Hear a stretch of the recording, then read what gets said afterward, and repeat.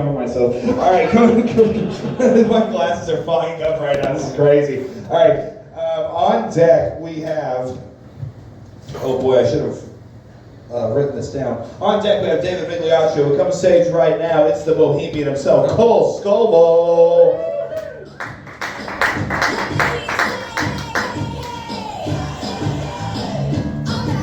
How you guys doing? Woo! You guys ever been to a little kid's funeral? It's a real sad event, but if you go, you're gonna notice that it's the kid's parents who are always crying the hardest. But wasn't it their responsibility to prevent this whole thing in the first place? Because if I'm driving my car on the road and I pop a tire, I'm not gonna start crying and screaming about it, because it was probably my fault. But, you know, I'll give it to the parents. Sometimes the kid's death isn't their fault. Like if it's cancer or like if the kid kills himself. But it's these times when the kid's death isn't their fault that they're always wailing the loudest right in your ear as if it's the end of the world, like wah! And then they'll go on the stand and they'll start telling stories about the kid, like, hey, you remember when he used to run around the halls every night, making a big ruckus? He was such a free spirit. As if you wouldn't be able to go back in time to every single time that kid ran down the hall, and you just hear, if you don't stop running down the hall, I'm gonna shove a fork so far down your throat, I'm gonna be able to twist the spaghetti I fed you in this bucket. Oh, I'm messing up. I fed you for dinner, you ungrateful little bitch. Thank you. And I think we should start remembering kids if they were bad. I think that would be more honest. I want to walk through a graveyard and be able to see a gravestone that says, rest. I haven't rehearsed this at all. That instead of saying, rest in peace, Tanner, it says, you're a piece of shit, Tanner. I think that'd be a lot more honest. And that's my first set. Cole Scoble, ladies and gentlemen. We're on Mars. It's full.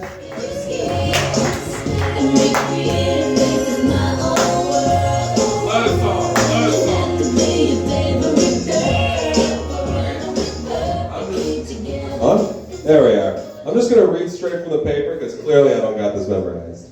You know, have you ever gone to a kid's funeral and you just see in their casket and you just think, okay, that kid would have been a drug addict.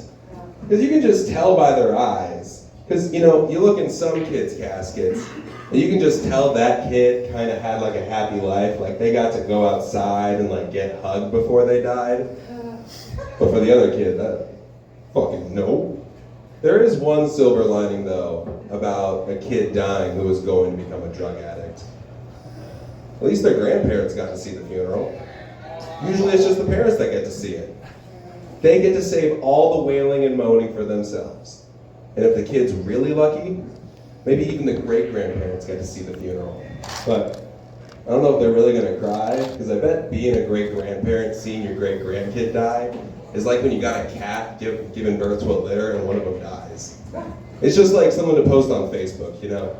And that's all I wrote about kid funerals. That's all I got. Cole Scoble, ladies and gentlemen. Man, you didn't have any other material to bring in behind the first set you did?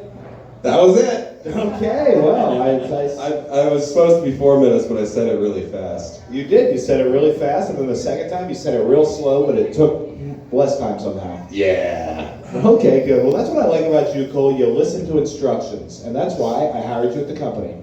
That's why I do such a good job and never annoy you to the point where you have to go shit to get away from me. You do never annoy me. The only one annoying me is the owner of the company anytime he walks in the building. Oh, isn't he a peach? He is, dude. He looks like a peach with that bald head. Where's my goddamn window? Where's my goddamn window? It's like, you fucking ordered it this morning, bro. Windows take time to grow. I gotta be in the center. I gotta give off my confidence.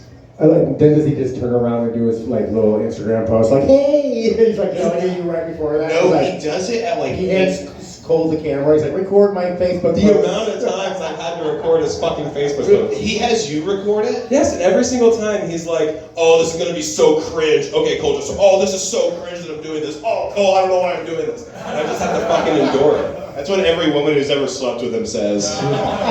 With that fucking blue chew, I bet they do.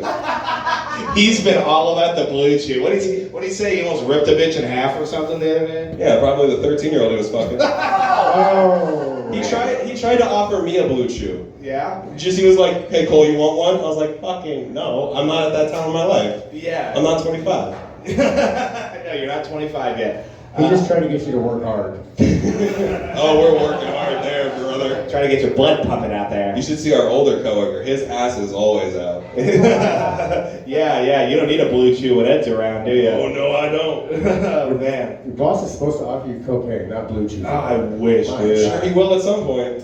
No, he wants the cocaine. That's the thing. He always subtly hints to me that he like is cool, and it's like, well, I ain't gonna fucking do it with you, buddy. That story where he left his wife in the middle of downtown to go hang out with his friend and do coke, and then he came back and he was surprised she was mad. Wait, who? Justin. Justin was married?